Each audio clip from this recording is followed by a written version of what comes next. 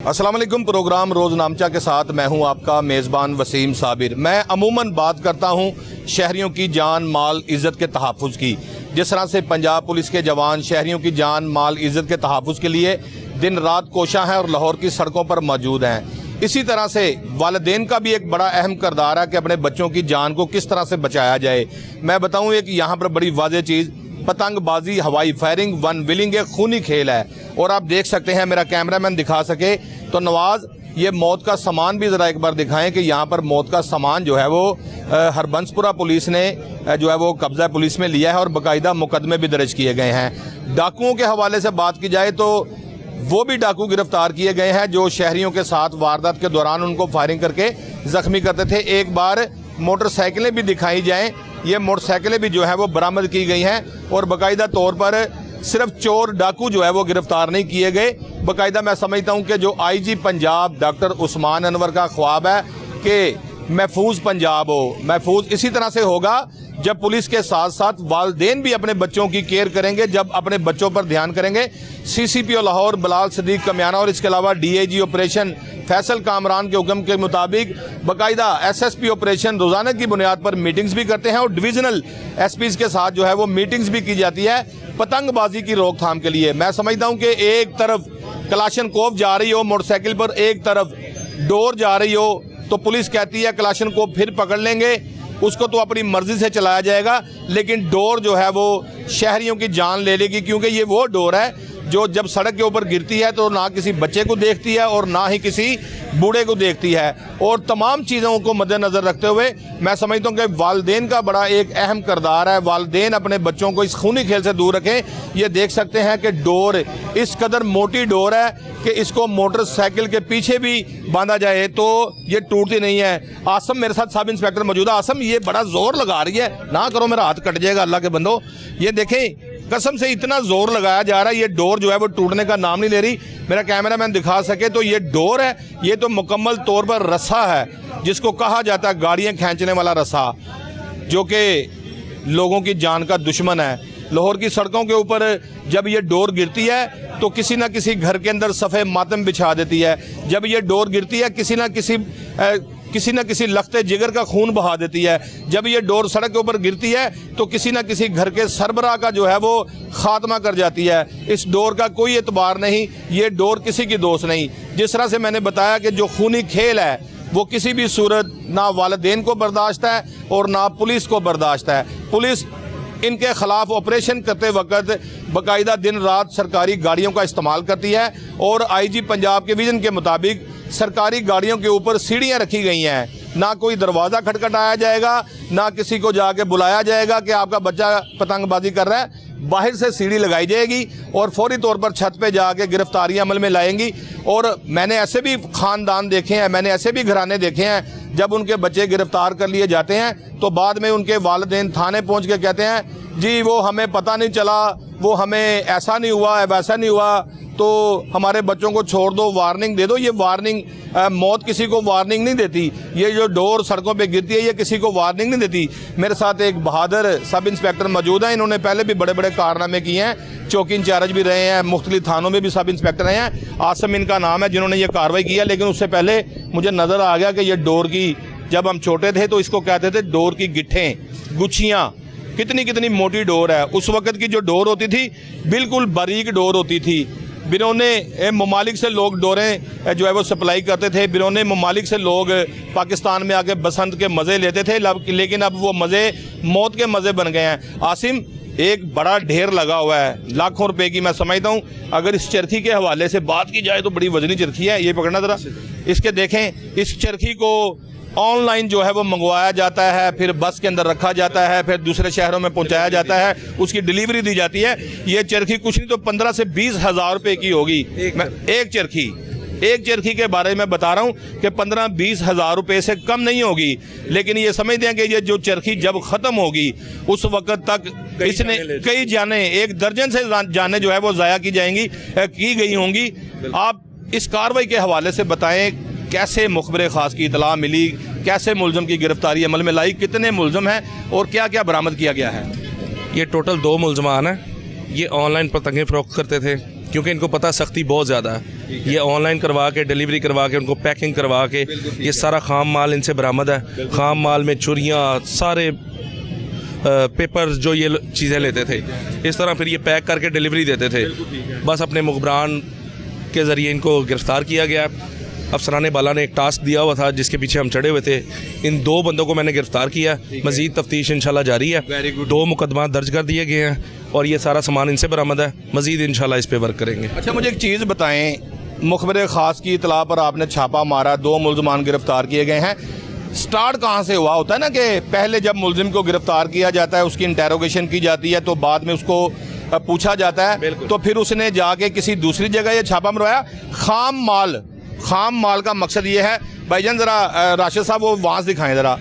खाम माल का मकसद मकासद यही होता है। नाज़रीन, मैं आपको खाम माल के हवाले से, आप देख रहे होंगे कि खाम माल किसको कहा जाता है। ये खाम माल होता है। ये तमाम सामान जो ये नीचे पड़ा, ये सारा खाम माल है।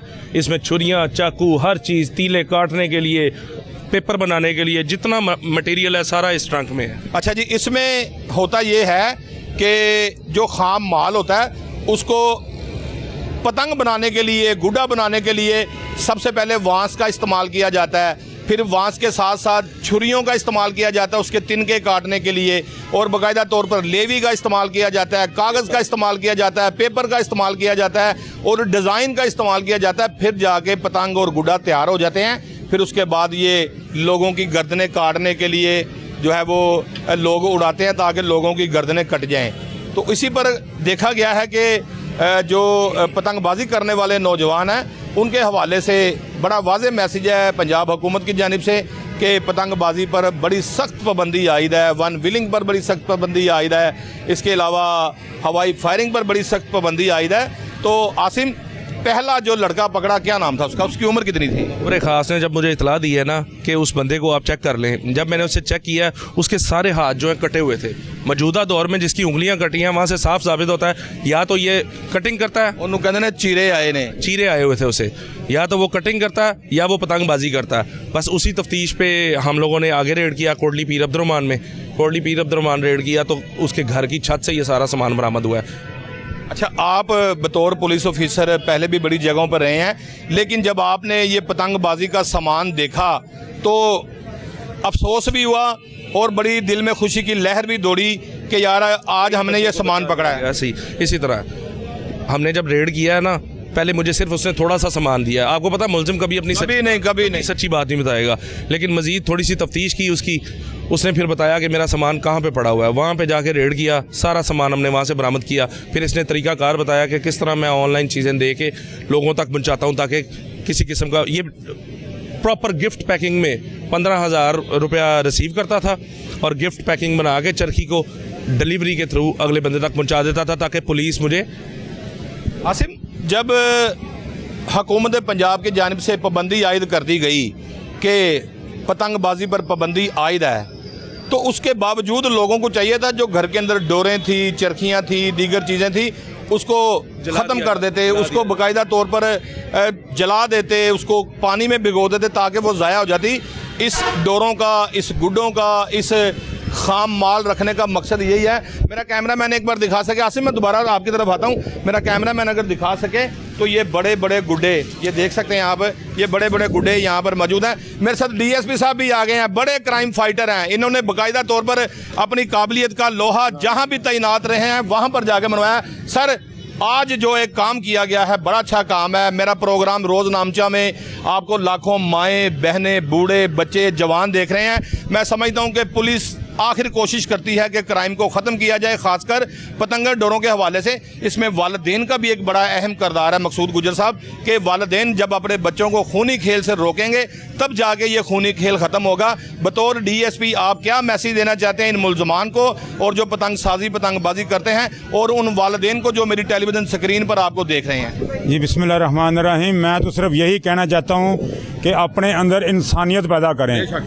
इंसानियत पैदा करें। ये जो डोर है ये आखिर इंसान ही लगा रहे हैं ना, और ये आप देख लें, कोई एक बंदा मुझे इसको तोड़ के दिखा दे, मैंने बड़ा जोर लगाया। ये तोड़ के दिखा दे। और ये देखे, इससे बड़ी ये क्या होगा हमारा बेज़मीरी कि हम दूसरों की मौत का, अपने पेट की खातिर दूसरों की मौत का सामान बना रहे हैं। ये देखें, ये इतनी मजबूत है कि किसी अगर भैंस के गले में डाल दें तो वो भी नहीं इसको तोड़ सकती।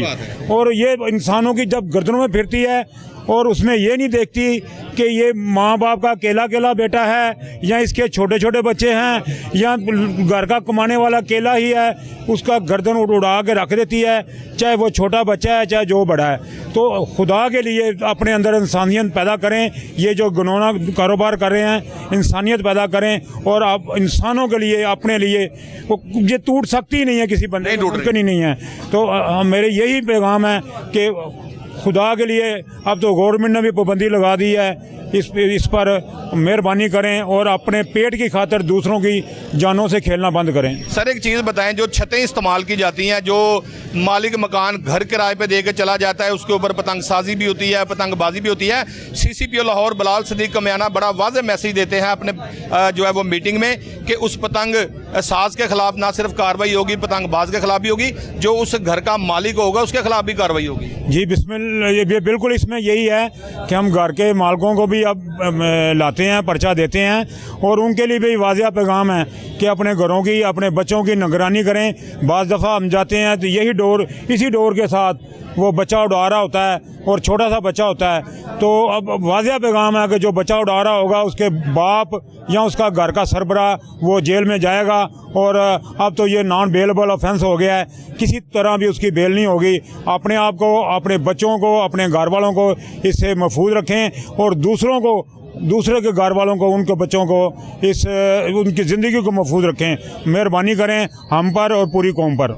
DSP साहब एक चीज़ बताएं, आप SHO भी रहे हैं बहुत सारे थानों में, उस वक्त पतंगों का रवाज भी होता था और बाकायदा तौर पर फेस्टिवल भी मनाए जाते थे, लेकिन उसके बाद गला कट डोर आ गई, लोगों के गले कटने लग गए। लेकिन आज भी, उस वक्त भी और आज भी, अगर कोई किसी भी मुलजिम को गिरफ्तार किया जाता है तो उसका वालिदैन, उसका मामू, चाचू, ताया, कोई भी आके कहता हमें पता ही नहीं था, बच्चे के पास डोर है, बच्चे के पास मोटरसाइकिल की चाबी है, बच्चा वन व्हीलिंग करता है, बच्चे के पास पिस्टल था, हमें ये भी नहीं पता।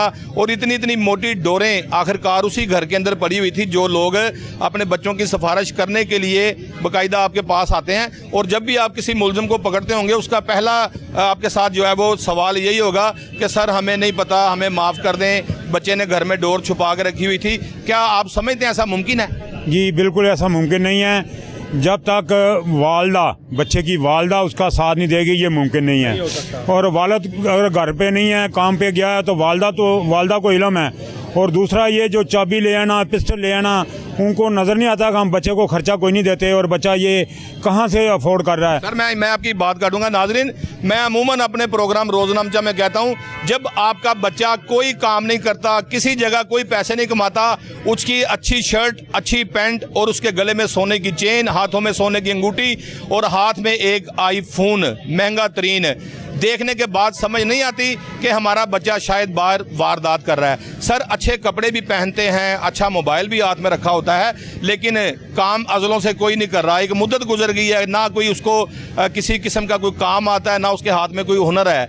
वालिदैन को देखना चाहिए, वालिदैन को समझना चाहिए कि हमारे बच्चे के पास फंडिंग कहाँ से आ रही है। ये बिल्कुल, अगर वालिदैन अपने बच्चों पर नज़र रखते हैं, आप यकीन करें उन्हीं के बच्चे बड़े होकर आला अफसरान बनते हैं, पढ़ लिख कर अच्छी से अच्छी जॉब कर, माँ बाप का नाम रोशन करते हैं और इस मुल्क का, कौम का नाम रोशन करते हैं। और जहाँ पर वालिदैन सुस्ती करते हैं, अपने बच्चों पर नज़र नहीं रखते, और वहाँ पर ये जो जेलें भरी हैं, उन्हीं के बच्चों के साथ ये जेलें भरी हैं। क्रिमिनल वो इनके बच्चे जो क्राइम में दिन ब दिन नई से नई क्राइम ईजाद कर रहे हैं, उन्हीं के बच्चे कर रहे हैं। इसलिए मेरी तमाम वालिदैन से इस्तदा है कि अपने बच्चों पर कड़ी नज़र रखें और उनके हर तरह के इक़दाम पर, कहाँ जा रहा है, कहाँ आ रहा है, पढ़ रहा है, नहीं पढ़ रहा, क्या काम कर रहा है, क्या खा रहा है, कहाँ उसकी सबसे बड़ी कि उसका जो दोस्तों का हल्का बाब है वो कौन सा है, इस पर नज़र रखेंगे।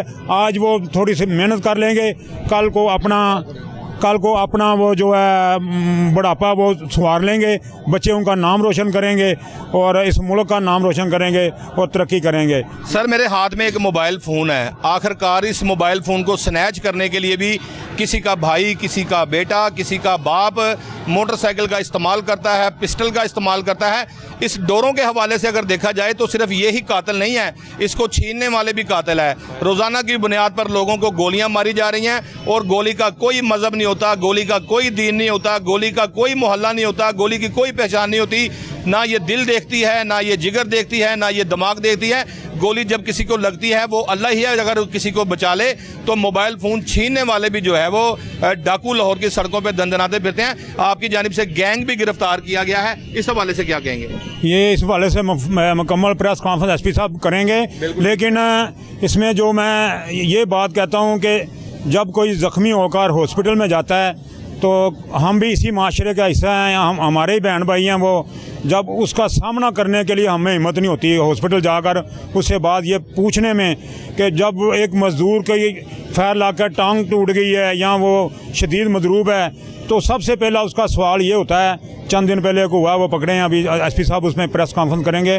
तो उसने मज़दूर ने मुझे एक ही सवाल किया, उसने कहा सर मेरे बच्चे अब रोटी कहाँ से खाएंगे, मेरी तो टांग टूट गई है, मेरे बच्चे रोटी कहाँ से खाएंगे। तो हमारे पास इसका कोई जवाब नहीं है कि हमारी आंखों में भी आंसू आ गए उस वक्त, और अल्लाह ने किया वो आज पकड़े हैं। एसपी साहब मुकम्मल आपको बताएंगे। शुक्रिया जी। मेरे साथ यहाँ पर मकसूद गुजर मौजूद थे जो DSP जो है वो भगवानपुरा यहाँ पर तैनात है। जिस तरह से देखा जाए तो मेरा कैमरा मैंने एक बार फिर वो मोबाइल फ़ोन भी दिखाए, वो मोटरसाइकिलें भी दिखाएँ, वो इसके अलावा डोर भी दिखाएँ, और इसके अलावा यहाँ पे पुलिस एहलकार भी जो है वो जिन्होंने मुखबिर ख़ास की इतला के मुताबिक छापा मार के मुलजमान से जो है वो माल बरामद किया।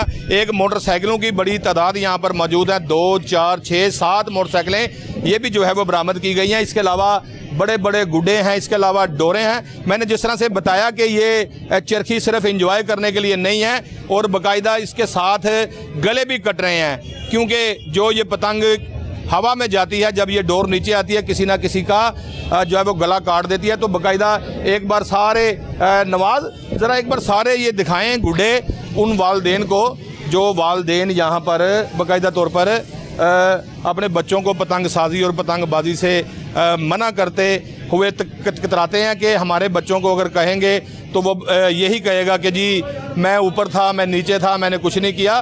तो पतंगबाजी के हवाले से बड़ी वाज़ह जो है वो इंस्ट्रक्शन दी गई है IG पंजाब की जानिब से भी और CCPO लाहौर की जानिब से भी कि अगर जो पतंगबाजी करेगा, पतंगसाजी करेगा, उसको मज़ीद जो है वो गिरफ्तार करके जेल का रास्ता दिखाया जाएगा। मज़ीद भी पुलिस अफसरान से बात करेंगे, पब्लिक से भी बात करेंगे कि उनके बच्चे जो सड़कों पे जाते हैं मोटरसाइकिलों पे, उनके साथ जो है वो हेलमेट का इस्तेमाल भी बड़ा ज़रूरी है ताकि आने वाली मौत से बचा जा सकते। ताहाल जो है वो मुझे एक ब्रेक के लिए इशारा किया जा रहा है कि ब्रेक के बाद दूसरे पुलिस अफसरान और पब्लिक से भी बात करेंगे। मिलते हैं ब्रेक के बाद।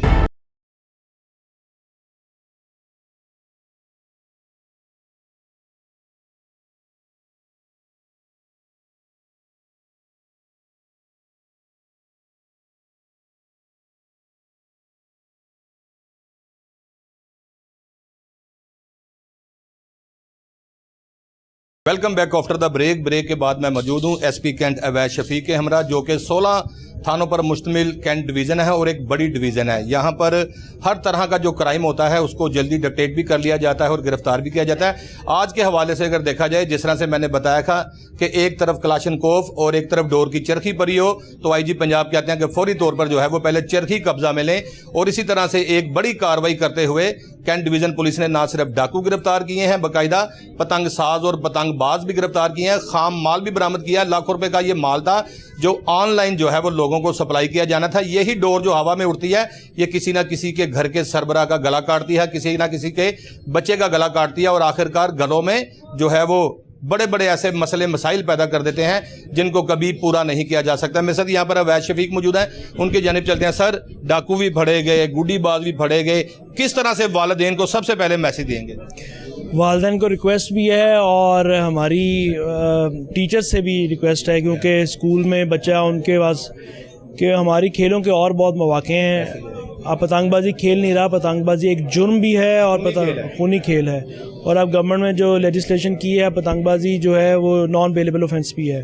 तो मेहरबानी करें अपने बच्चों को इस जुर्म में जो है वो उससे रोकें, और आपका जो बच्चा है उसकी आधे घंटे की तफरीह किसी और बच्चे की जान भी ले सकता है। अच्छा सर, आज की जो कार्रवाई की है आपके कैंट डिवीज़न के थानों ने, जिस तरह से भगवानपुरा शामिल है, इसके अलावा मनावा पुलिस स्टेशन शामिल है, इसके अलावा बाटापुर शामिल है, दीगर थानों की हदूद में ये कार्रवाई अमल में लाई गई हैं। कौन कौन से थाने इसमें शामिल थे, कितने लोग गिरफ्तार किए गए हैं, किन किन जुर्म के लोग जो गिरफ्तार किए गए हैं? जी, आज पूरे सर्कल की इनकी थी, जिसमें भगवानपुरा, हरबंसपुरा, मनावा और बाटा चारों थानों के पर्चे भी हैं। मनावा का हमने कल एक मोटरसाइकिल स्नैचर के गैंग की FIR थी, और बाकी टोटल 11 के करीब जो डाकू हैं जो हमने आज जिनकी प्रेस कॉन्फ्रेंस की है, इसमें से 2 वो गैंग हैं जो वारदातों में फायर मारते हैं। एक थाना हरबंसपुरा का हमारा केस है और एक थाना भगवानपुरा का, और इसके अलावा 3 मुलजमान जो हैं थाना बाटापुर के हैं जो वारदात में रक्षे स्नैच करते हैं। अमूमन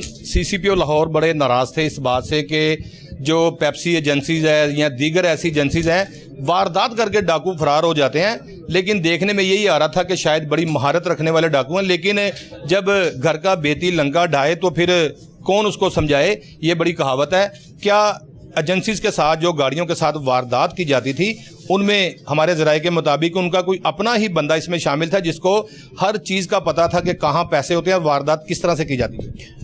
जो हमारी कैश वैन्स हैं उसमें वारदात करना इसलिए भी बड़ा आसान है कि एक तो वो रजिस्ट नहीं करते, करना भी नहीं चाहिए। जब एक बंदा वेपन लेके खड़ा हो तो फिर रजिस्टेंस मुश्किल हो जाती है, और एक उनमें कैश बहुत ज़्यादा होता है, मतलब नॉर्मल आदमी से ज़्यादा किसी गाड़ी में कैश लेके लोग वो ट्रैवल करते हैं, दुकानों से माल जब देते हैं पैसे उठाते हैं, इसलिए वो टारगेट भी बहुत ज़्यादा होते हैं। ये जो हमने आज गैंग पकड़ा है, इन्होंने 12 के करीब लाहौर में वारदातें की हैं, और ये इसी एक कंपनी में मुलाजम भी है, ख़ुद भी हेल्पर है, ख़ुद भी यही काम करता है, इसलिए इसको पता है कि किस गाड़ी में कितना कैश हो सकता है, गाड़ियों की मूवमेंट का क्या उसका डिज़ाइन है, लास्ट पे गाड़ियाँ कहाँ से सामान पिक करती हैं, उसके बाद पैसे सबसे ज़्यादा किस टाइम किसी गाड़ी पर होते हैं, उसी इन्फॉर्मेशन पे वो वारदातें कराता था। और ये जो हमारी 394 हुई है भगवानपुरा में, वो खुद भी उस वक्त उनके साथ था। सर, कैंट डिवीज़न में बड़े बड़े कॉलेजेस हैं, यूनिवर्सिटीज़ हैं, जिस तरह से लम्ज़ यूनिवर्सिटीज़ हैं, मंशियात के हवाले से बात करेंगे। जिस तरह से जमरोद के पहाड़ों से लाहौर की सड़कों तक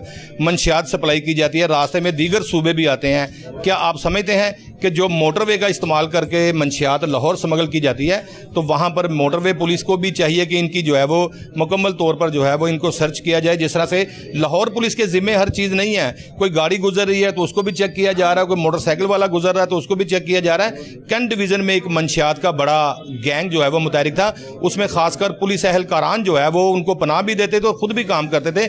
जिस तरह से ड्रोन के ज़रिए जो है वो भारत में मंशियात स्मगल की जाती थी और दीगर जगहों पर की जाती थी, उनके हवाले से भी आपने एक बड़ा शिकंजा कसा हुआ है और बाकायदा तौर पर किसी को कोई रियायत नहीं दी जा रही और मंशियात फरोशों के खिलाफ ऑपरेशन जारी है। अब तक ऑपरेशन में कितने लोगों को गिरफ्तार किया गया है और कितने क्वांटिटी में जो है वो मंशियात कब्जा में ली गई है? ये तो जी कंसिस्टेंट एफर्ट है नारकोटिक्स वाली, वो कोई कंपेन तो नहीं है, लेकिन रेगुलर आपका काम है, वो रेगुलर सप्लाई भी है, लोग पीने वाले भी मौजूद हैं, और तमाम एजेंसीज़ की ज़िम्मेदारी है जहाँ से आती है और जहाँ के बिकती है सबकी।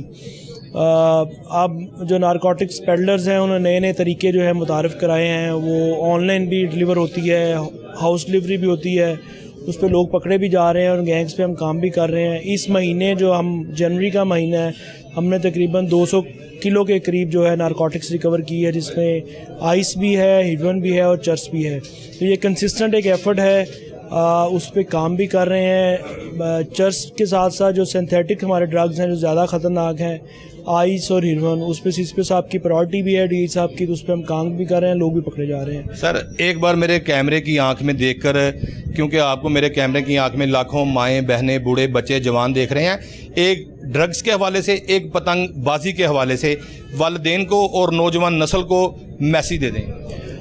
पतंगबाजी तो मैं पहले कह चुका हूँ, पतंगबाजी एक जुर्म है और एक खूनी खेल भी है। ये खेल का लफ्ज़ भी इस्तेमाल करना एक जुर्म है, मेरा ख्याल है। ऐसा कोई खेल नहीं होना चाहिए जिसमें लोगों की जानें ख़तरे में हों।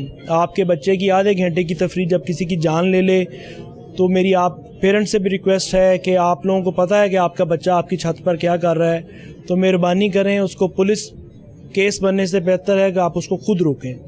इसी तरह नारकोटिक्स जो है एक सोशल इशू है। आपके मोहल्ले में जो लोग बेचते हैं आप उनकी निशानदेही करें ताकि पुलिस उस पर बेहतर क्रैकडाउन कर सके। सर, नौजवान नस्ल के हवाले से बड़ा देखा गया कि नौजवान नस्ल की जो बच्चे बच्चियां हैं ये बड़ा आइस का इस्तेमाल कर रहे हैं। सबसे पहले चरस हुआ करती थी, फिर उसके बाद एक पाउडर नाम की एक जहर आ गया। अब आहिस्ता आहिस्ता जो है वो एक आइस जो है वो भी दम तोड़ती जा रही है। एक नई चीज़ सामने आ रही है। जो लोग महीनों में मरते थे वो दिनों में मरने शुरू हो गए हैं। तो नौजवान नस्ल जो है वो आइस का बड़ा इस्तेमाल कर रही है। जो सिंथेटिक ड्रग्स जिस तरह मैंने पहले मेंशन किया वो बहुत ज़्यादा ख़तरनाक है, जिसमें आइस, कोक, हीरोइन है और बच्चे इसका इजी टारगेट हैं क्योंकि उस एज में होते हैं। तो इसीलिए पेरेंट्स की ज़िम्मेदारी है, टीचर्स की ज़िम्मेदारी है, मीडिया की ज़िम्मेदारी है कि उन बच्चों को एजुकेट करें और उनको बताएं कि ये मंशियात जो है एक लानत है और जो एडिक्शन है वो किसी सिर्फ फ़र्द की नहीं पूरे घर को वो तबाह कर देती है। मेरे साथ एसपी कैंट अवैध शफीक मौजूद थे जिनका कहना था कि वालिदैन अपने बच्चों की केयर करें, अपने बच्चों पर निगाह रखें, अपने बच्चों का खास ख्याल रखें क्योंकि जो छतों पे पतंगें उड़ती हैं वालिदैन को इस बात का भी इल्म होता है कि जो पतंगबाजी करने के लिए मेरा बच्चा छत के ऊपर जा रहा है वो किसी ना किसी पुलिस के शिकंजे में आ जाएगा। जो घर के आपके बरामदे में खड़ी मोटरसाइकिल है जिसका मरगाड आगे से भी ऊंचा और पीछे से भी ऊंचा है तो उसको यकीनी बना लें कि आपका बच्चा वन व्हीलिंग कर रहा है। और जो आपका बच्चा अच्छे कपड़े पहन रहा है, जिसने अच्छी पैंट, अच्छी शर्ट, अच्छी बास्केट पहनी है, हाथ में आईफोन है और काम भी कोई नहीं कर रहा, तो यकीन करें आपका बच्चा किसी ना किसी जगह पर डकैती की वारदात कर रहा है और एक दिन डकैती की वारदात करते हुए जो है वो मारा जाएगा या उसका ठिकाना जेल होगा। मुझे ब्रेक का इशारा किया जा रहा है कि मिलते हैं ब्रेक के बाद।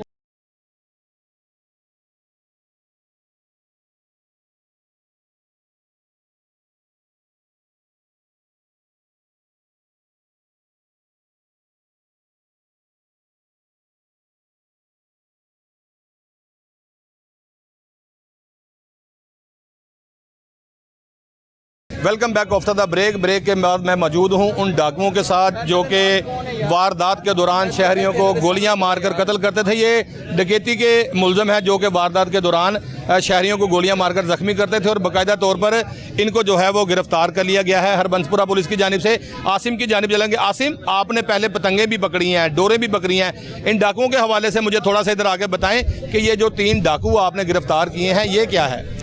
ये वही डाकू हैं जिन्होंने चंद दिन पहले दीनदारों की पुलिया हमारे इलाका था ना हरबंसपुरा, वहाँ पे इन लोगों ने फायर मारे थे।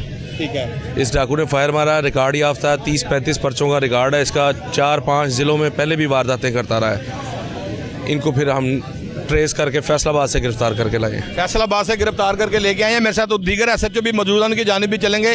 मेरे साथ यहाँ पर इमरान एसएचओ मौजूद है, नियाजी, उनकी जानिब चलेंगे। सर, आज जो एसपी साहब ने विजिट किया और बाकायदा आपने जो मुलजमान गिरफ्तार किए, मेरे नाजरीन को थोड़ा सा बताएं किस कैटेगरी के मुलजम थे, क्या करते थे? जी, ये बड़े डेस्परेट किस्म के मुलज़म थे और दौरान वारदात इन्होंने हमारे ये राजबा रोड पे पेप्सी की एक कैश वैन थी उसके साथ वारदात की थी और वारदात के दौरान इन्होंने एक शहरी को ज़ख्मी किया था। तो वो हमने जदीद टेक्नोलॉजी का इस्तेमाल करते हुए आज उनको अरेस्ट किया है और इंशाल्लाह मज़ीद भी इस तरह की कार्रवाइयाँ जो हैं वो जारी रहेंगी। सर, मेरे साथ आसम हमीद यहाँ पर मौजूद हैं, एसएचओ गाजियाबाद, उनकी जानिब चलेंगे। बड़े ख़तरनाक डाकू, एक तो लूटना होता है कि किसी को लूटे और फरार हो गए, लूटने के बाद फायर मारना। मैं पहले कहता हूँ अपने प्रोग्राम रोज़नामा में, फायर की कोई ज़ात नहीं, फायर का कोई एड्रेस नहीं, फायर की कोई ऐसी जगह नहीं कि वो सोचे कि मैंने कहाँ लगना है। और आप बतौर एसएचओ हरबंसपुरा तैनात हैं, आपने, मैं समझता हूँ कि जराइम पेशा अनासर की चीखें निकलवा दी हैं। ना कोई गुटके वाला, ना कोई पतंगबाज, ना कोई पतंगसाज, ना कोई ऐसा कुमारबाज वहाँ पे रहा है। ये लोगों ने आपको परेशान किया जो कि आपके इलाका में 394 की वारदात करते थे। इनके हवाले से बताएं कहाँ के ये रिहायशी हैं, इनकी वारदात का तरीका क्या था? असल में बेसिकली ये मनशाद फरोज डाकू हैं। ठीक है। जो प्रोफेशनल 3-4 अजला रिकॉर्ड याफ्ता और 4 अजला में ये वारदातें करते हैं, कसूर में, शहूपुरा में, फैसलाबाद में। अभी हम इनको फैसलाबाद इसको बैनुल इजलाई गैंग कह सकते हैं। बिल्कुल बैनुल।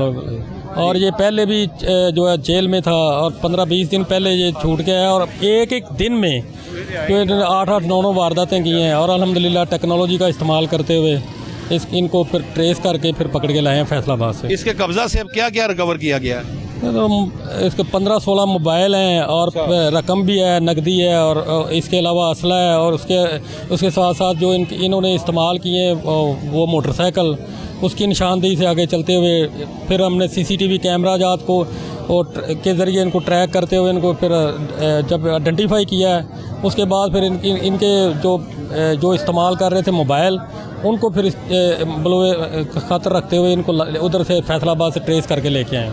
आसम मीर साहब, जो बाप होता है अपनी औलाद को अच्छी तरबियत देता है ताकि मेरा बच्चा पढ़ लिख कर कोई अफसर बने, इसमें एक वो भी बाप है जो आप भी वारदात करता है, अपने बच्चे के साथ भी जो डकैती की वारदात करता है और अपने बच्चे को इस बात से मना भी नहीं करता। अभी उसका बच्चा फरार भी है, वो भी डाकू है, रिकॉर्ड याफ्ता। उसकी गिरफ्तारी के लिए क्या टीमें तश्कील दी जाए? असल में वो इसका सौतेला बेटा है, इसकी वालदा ने इस डाकू के साथ दूसरी शादी की हुई है। उसका जो सका वालद है वो भी 302 में जेल में है। अच्छा, पहले से? और ये सारे रिकॉर्ड याफ्ता हैं और वो भी इस वारदातों में इसके साथ मुलव्वस था। इन्होंने एक गरीब आदमी को सुबह सहरी के टाइम पे दोनों टांगों में फायर मारा और अल्लाह का शुक्र है कि विद इन द टाइम जो है ना इनको हमने पकड़ने में कामयाब। ये वही मजरूब है जो अस्पताल में पुलिस को चीख के कह रहा था कि मैं अपने घर का अब चूल्हा कैसे जलाऊंगा, मैं चलूंगा कैसे? जी, ये वही गरीब आदमी था, मजदूर था और सुबह इसके साथ वारदात हुई थी और अल्हम्दुलिल्लाह ये मुलजमान पकड़े गए। मेरे साथ यहाँ पर आसम हमीद मौजूद थे जिनका कहना था कि डाकुओं को गिरफ्तार कर लिया गया है। फिर एक बार देखा जाए तो मेरे साथ यहाँ पर वो भी डाकू मौजूद हैं जो कि यहाँ पर हथकड़ियों में हैं और ये तीनों डाकू जो है वो इस वक्त पुलिस ने गिरफ्तार कर लिए हैं। राशिद के हाथ में इनकी ये हथकड़ी है, हथकड़ी भी दिखाई जाए राशिद। ये देखें, तीनों डाकू जो है पुलिस ने गिरफ्तार किए हैं और बाकायदा तौर पर इनके कब्जा से असला भी बरामद किया गया है और दीगर लोगों को भी बरामद किया गया है। अगर देखा जाए तो मेरे साथ दूसरे दीगर डाकू भी मौजूद हैं जो कि यहाँ पर इनको बाकायदा तौर पर ढांपा हुआ है। मैं चलूँगा, मेरे साथ यहाँ पर मौजूद हैं वसीम सब इंस्पेक्टर। वसीम साहब, इनके चेहरे पे कपड़े, क्योंकि इन्होंने शनाख्त परेड के लिए जाना है, ये कौन लोग हैं, कैसे वारदात करते थे, किस तरह से इनको ट्रेस किया गया, इन्होंने अब तक कितनी वारदातें की हैं, मैं चाहूँगा कि मेरे नाज़रीन को बताएं। ये बेसिकली हैं डाकू हैं, ये गन पॉइंट पे वारदात करते हैं। ये जो कैशियर वैन है या जिनके पास कैश वगैरह होता है, ये उनको लूटते हैं। इन्होंने राजबा रोड पे 15 तारीख को दौरान वारदात एक जो गाड़ी थी पेप्सी वालों की, उनको लूटा, दौरान वारदात फायर मारा इन्होंने। इमरान, आप बताएं ज़रा इनके मुतालिक डिटेल, क्योंकि आप थाने की माँ हैं। मुहर्रर, क्योंकि मुहर्रर थाने की माँ होती है, जो SHO होता है थाने का बाप होता है। ये माँ बाप के साथ ही जो है वो थाना चलता है। थाना वैसे नहीं चल सकता। अगर ये बंदा नहीं होगा तो थाना चलने में बड़ी मुश्किलात का सामना करना पड़ेगा। अगर वहाँ SHO नहीं होगा तो लोगों को बड़ी मुश्किलात होगी। 3 डाकू लूटते भी हैं, गोलियाँ भी मारते हैं, लोगों को ज़ख्मी भी करते हैं। किसी की टांग ज़ाया कर दी, किसी के जो है वो गुर्दे को फायर लग गया, किसी के कंधे पे फायर लग गया। ये दरिंदों के मुतालिक मुझे डिटेल बताएं। सर, ये प्रोफेशनल वारदात ये थे जो मोटरसाइकिल पे नाम भी बताते जाएं। चले नाम, चलें, ठीक है। जे मेरा इनका सर रजबा रोड पे कैशियर वैन जो पेप्सी वाली थी, उनके साथ वारदात की थी। उनसे इन्होंने कैश छीना था। दौरान वारदात इन्होंने एक टांग में फायर मारा था और भागे थे छीन के। हमारे SHO साहब ने, SP साहब अवैश शफीक साहब और DIG साहब की टीम ने मुश्तरका कोशिश करके इन तीनों को पकड़ा। कौन से आपके SHO हैं? SHO साहब इमरान खान न्याजी साहब, न्याजी साहब भगवानपुर। जी, SHO साहब भगवानपुरा और अवैश शफीक साहब, SP साहब कैंट और DIG साहब हमारे फैसल कामरान साहब। अच्छा, फिर क्या हुआ? फिर इनको पकड़ा सर जी। दौरान तफ्तीश उन्होंने इंकशाफ किया 13 तो मुकदमात है दीगर थाना जात में और एक तो हमारा थाने जात में डिफेंस भी, हेयर डिफेंस और दीगर थानों में कंट्रोल इन्होंने वारदात करे। प्रोफेशनल टिकट है ये कैंट डिवीज़न के इलाके में वारदात करते हैं। पता भी है कि यहाँ पर जो है पुलिस फिरती है। इसके अलावा यहाँ पर बहुत सारे ऐसे नाकाजात होते हैं, लेकिन उनके बावजूद भी अगर इनकी हालतें देखें अगर तो लाखों की इन्होंने वारदातें की होंगी। और नवाज, इनका एक बार हुलिया दिखाओ ज़रा कि इनका हुलिया जो है वो पैरों से नज़र आ रहा है कि यहाँ पे वारदात करते दंदनाते फिरते हैं ये, लेकिन इनके हुलिये देख लें किस तरह से ये चोर हैं, किस तरह से गंदे मंदे लोग हैं ये। और ये डकैती की वारदात करने के साथ साथ शहरियों को फायरिंग करके ज़ख्मी भी करते थे। 3 डाकू यहाँ पर अभी मेरे साथ मौजूद हैं, देख सकते हैं। एक ये डाकू है, सरगना ये है और इसका ये चेला है। और ये जो पिस्टल का इस्तेमाल करके लोगों को गोलियां मारता फिरता था, डकैती करता फिरता था। और जो भी जो है वो वैन, कैश वैन आती थी, उसको ये डकैती की वारदात करते थे। और यहाँ पर पतंगें भी दिखाई गई, डोरे भी दिखाई गई, बहुत सारे ऐसी चीज़ें जो है वो दिखाई गई, मोटरसाइकिलें दिखाई गई। और ये वो डाकू हैं जो वारदात करते थे। वारदात के दौरान ये लोगों को फायर करके ज़ख्मी भी करते थे। ताहाल अपनी औलाद को पतंगबाजी जैसे खूनी खेल से दूर रखें। आइंदा प्रोग्राम रोज़नामचा के लिए अपने मेज़बान वसीम साबिर को इजाज़त दीजिए। सेम वक्त सेम टाइम आपसे फिर मुलाकात होगी। अपना बहुत सारा ख्याल रखिएगा। अल्लाह हाफिज़।